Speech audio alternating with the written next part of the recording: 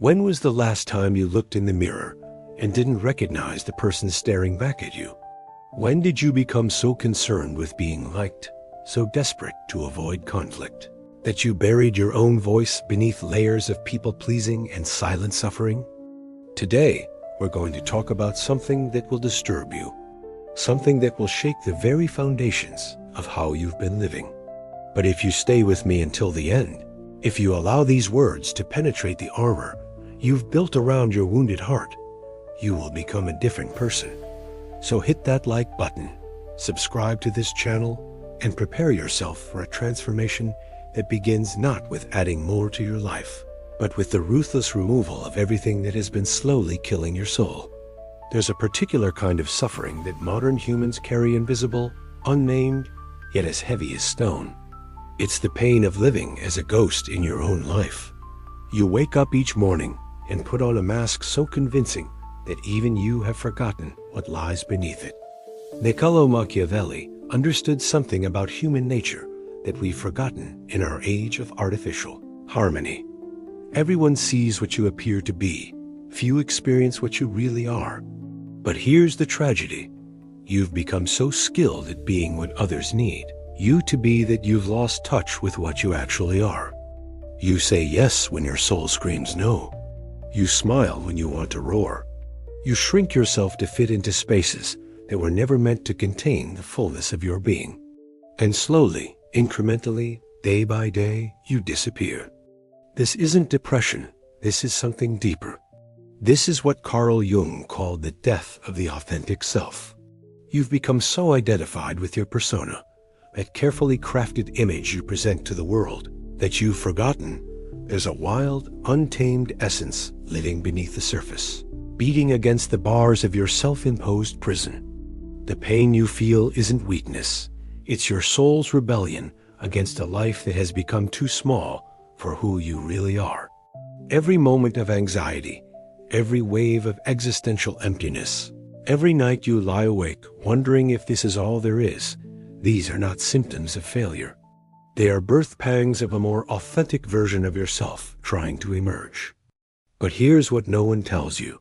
Transformation requires destruction. To become who you're meant to be, you must be willing to let die who you've been. And that process? It demands a kind of mercy not for others, but the absence of mercy toward the parts of yourself that have kept you imprisoned. Society has taught you that being good means being harmless. That strength is aggression, and that power is evil. You've been conditioned to believe that your needs don't matter, that speaking your truth is selfish, that setting boundaries makes you difficult. Friedrich Nietzsche saw this clearly. The individual has always had to struggle not to be overwhelmed by the tribe. But you stopped struggling.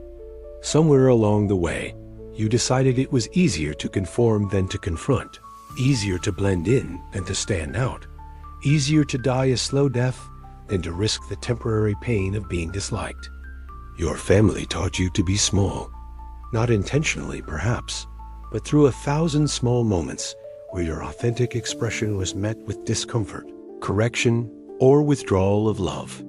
Your school system taught you to follow rules without questioning them. Society taught you that your value depends on your usefulness to others. And now? Now you carry the accumulated weight of everyone else's expectations, everyone else's fears, everyone else's need for you to remain predictable and manageable. You've become a prisoner of your own agreeableness. Jung wrote about the shadow, those parts of ourselves we've rejected, denied, hidden away because they don't fit the image of who we think we should be. Your anger lives there. Your selfishness lives there. Your ruthless ambition, your capacity for saying no, your willingness to prioritize your own needs, all of it banished to the darkness because you were taught these qualities were unacceptable. But here's the secret they never told you. Your shadow isn't your enemy. It's your power source. It's where your backbone lives. It's where your capacity for creating boundaries exists. It's where your ability to protect what matters most to you waits, patient and strong. Machiavelli understood that the world isn't interested in your goodness if that goodness makes you weak. It is better to be feared than loved. if you cannot be both. This doesn't mean becoming cruel. It means reclaiming your right to exist fully, completely, without apologizing for taking up space. The conditioning runs so deep, you don't even see it anymore. You automatically diminish yourself in conversations. You automatically put others' comfort before your own truth. You automatically sacrifice your own well-being to avoid disappointing someone else. This isn't virtue, this is a sophisticated form of self-violence. Here's where the real work begins. Here's where you stop being so available to everyone that you become unavailable to yourself. Here's where you learn that solitude isn't loneliness. It's the birthplace of authentic power. You must withdraw. Not permanently, not as an act of revenge, but as an act of self-preservation and self-discovery. You must create sacred space between yourself and the world's demands. You must become selectively unavailable to the things and people that drain your life force. This isn't about building walls, it's about building boundaries. There's a difference. Walls keep everything out. Boundaries keep the wrong things out and let the right things in. But to build healthy boundaries, you need to know where you end and others begin. And that knowledge only comes from time spent alone with yourself. Jung spoke of the process of individuation, the journey of becoming who you actually are, rather than who you've been conditioned to be. This process requires solitude. It requires you to step back from the noise, the opinions, the expectations, and ask yourself, what do I actually think? What do I actually feel? What do I actually want? These questions are harder than they sound. When you've spent years accommodating others, your own voice becomes unfamiliar. When you've spent years avoiding conflict, your own boundaries become unclear. When you've spent years putting everyone else first, your own needs become mysterious. Withdrawal is not abandonment, it's archaeology. You're digging through layers of conditioning to find the bedrock of your authentic self. You're creating space for your own thoughts to emerge without immediately editing them for palatability. You're allowing your own feelings to exist without rushing to fix them or explain them away. Machiavelli advised rulers to understand their own nature before trying to govern others. The same principle applies to your life. You cannot lead your own existence effectively if you don't know who you actually are beneath all the roles you've been playing. This withdrawal will be uncomfortable for others. People will call you selfish. They'll accuse you of changing, of becoming difficult, of not being the person they used to know. They're right, you are changing. You're becoming real. And real people are sometimes inconvenient for those who benefited from your previous compliance. Let them be uncomfortable. Their discomfort with your growth is information about the nature of the relationship you had with them. If someone cannot love you when you're authentic, they were never loving you.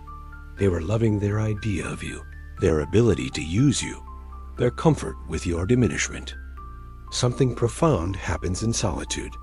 Something that can't happen when you're constantly responding to others' needs, others' crises, others' definitions of who you should be.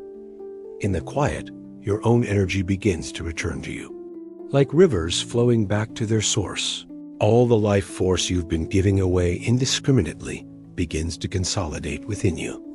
This is where you discover what Nietzsche meant when he wrote about the will to power not power over others, but power over yourself. The power to direct your energy where you choose. The power to say no without justification.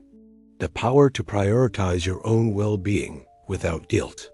The power to exist authentically, regardless of others' comfort level with that authenticity. You begin to notice things. You notice which relationships drain you and which ones nourish you. You notice which activities align with your true nature and which ones you've been doing out of obligation. You notice the difference between love that asks you to shrink and love that invites you to expand. Your psychic energy, no longer scattered across a dozen different people's problems, begins to concentrate. You become more powerful, not because you've gained something new, but because you've stopped giving away what was already yours. You become magnetic not through manipulation, but through authenticity. Machiavelli taught that effective leadership requires understanding when to be merciful and when to be firm. The same principle applies to self-leadership. There's a time for compassion toward yourself and others, and there's a time for the ruthless protection of your own well-being. Wisdom lies in knowing which moment calls for which response. You start to speak differently. Your words carry more weight because they emerge from a place of self-knowledge rather than people-pleasing. You stop explaining yourself so much because you recognize that your worth isn't dependent on others' understanding or approval. You start making decisions based on your own inner compass rather than polling everyone around you for their opinion. This isn't selfishness. This is self-responsibility. You're finally taking ownership of your life instead of outsourcing your well-being to others. You're finally recognizing that you can't save anyone else if you're drowning, and you can't love anyone else authentically if you don't know how to love yourself. People will test these new boundaries. They'll push against them, hoping to return you to your previous state of compliance. This is where you must have no mercy not toward them, but toward the part of yourself that wants to collapse back into old patterns to avoid temporary discomfort. You must be ruthless in protecting what you've built, fierce in maintaining the space you've created for your authentic self to exist. Now comes the most sophisticated part of this journey, learning to integrate all of who you are, not just the parts that are socially acceptable. Jung understood that wholeness doesn't come from being perfect, it comes from being complete. And completeness includes your capacity for both gentleness and firmness, both compassion and boundaries, both service and self-care. Your shadow, all those rejected parts of yourself, isn't evil. Your anger isn't evil. It's information about when your boundaries have been crossed. Your selfishness isn't evil. It's your psyche's way of ensuring you don't disappear into others' needs. Your ruthlessness isn't evil. It's your capacity to protect what matters most to you. The goal isn't to become cold or heartless. The goal is to become complete, to have access to the full range of human responses, so you can choose the most appropriate one for each situation. Sometimes the most loving thing you can do is say no. Sometimes the most compassionate response is to refuse to enable someone's dysfunction.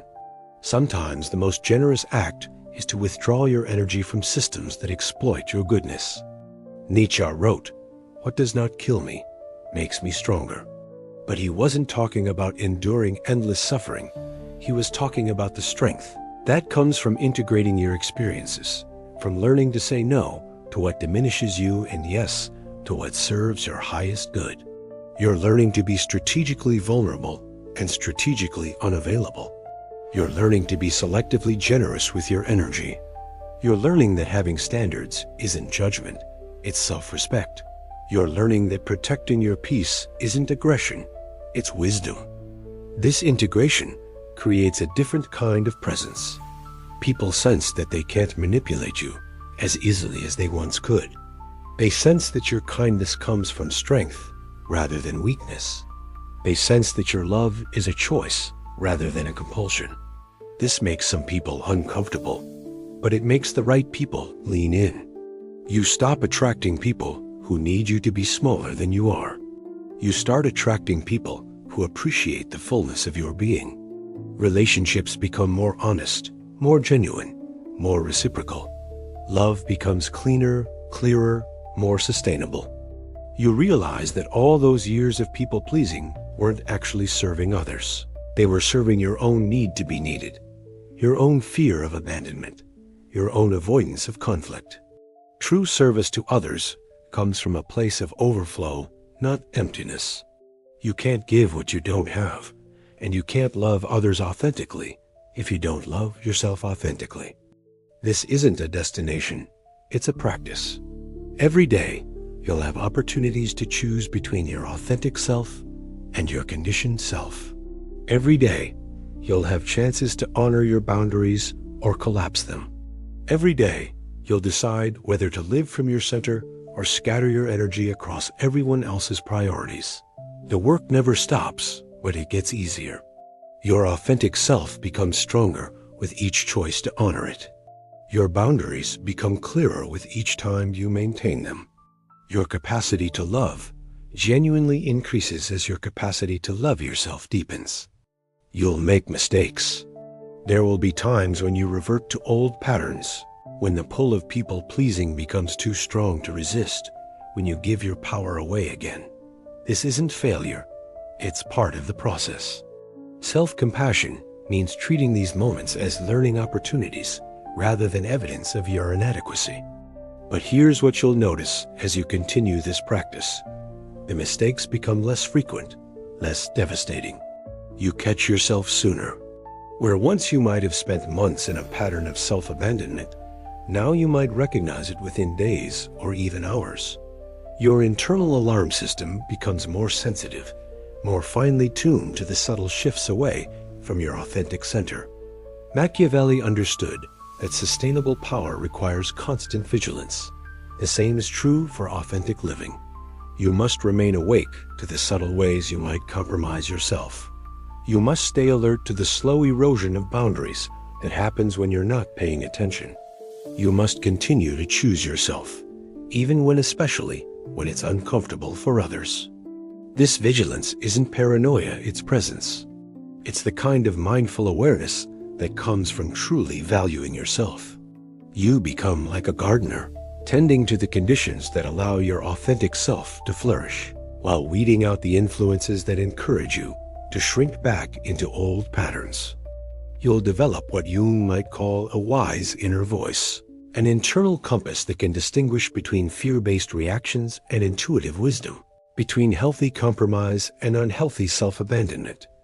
This voice doesn't shout, it whispers. It requires you to be still enough, quiet enough, present enough to hear it. Some days, this practice will feel effortless. You'll move through your day, making choices that align perfectly with your values, maintaining your boundaries with grace, expressing your authentic self with confidence. These are the days that remind you why this work matters, that show you who you're becoming. Other days, the practice will feel like swimming upstream. Old wounds will get triggered. External pressures will mount. The people around you will resist your authenticity more forcefully. These are the days that test your commitment to yourself, that ask you to choose your growth over your comfort. Both kinds of days are necessary. The easy days build your confidence. The difficult days build your strength. Together, they create the rhythm of authentic living, not a constant high, but a sustainable way of being that honors both your humanity and your power. The world needs you to be authentic, not because authenticity is always pleasant or easy, but because authenticity is real. And in a world full of pretense, performance, and people-pleasing, your realness becomes a gift to everyone who encounters it. You give others permission to be genuine by being genuine yourself. You show others that it's possible to live differently by living differently yourself. Your life becomes a statement. It is possible to be kind without being weak, to be loving without losing yourself, to be generous without being taken advantage of, to be good without being harmless. You become living proof that strength and gentleness can coexist, that boundaries and love can complement each other.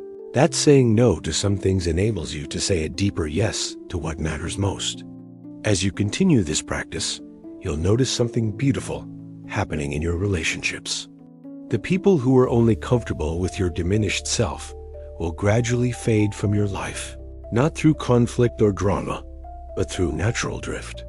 Meanwhile, new people will enter your orbit, people who are attracted to your authenticity, who appreciate your boundaries, who celebrate your growth rather than resist it. Your energy signature changes. You stop broadcasting the unconscious message that says, "I'm available for everyone's problems," and start emanating something different. "I'm available for genuine connection with those who can meet me where I am." This shift is subtle but profound. It changes everything about how you move through the world. You'll also discover that living authentically is contagious. Your courage to be real gives others permission to drop their masks. Your willingness to honor your own needs shows others that they can honor theirs too. Your refusal to participate in toxic dynamics creates space for healthier patterns to emerge. Without preaching or trying to change anyone, you become a catalyst for transformation in your environment. This is perhaps the greatest gift of this journey. You realize that the most powerful way to serve others isn't through self-sacrifice, but through modeling what it looks like to live with integrity, to love yourself enough to maintain healthy boundaries, to trust yourself enough to follow your own path even when it diverges from what others expect.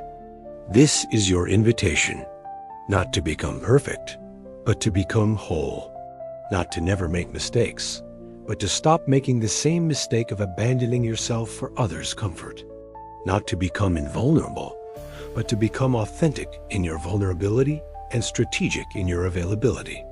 The person you were before this moment, the one who said yes to everything, who shrunk to fit into spaces too small for your soul, who gave away your energy so freely that you forgot it belonged to you. That person served their purpose.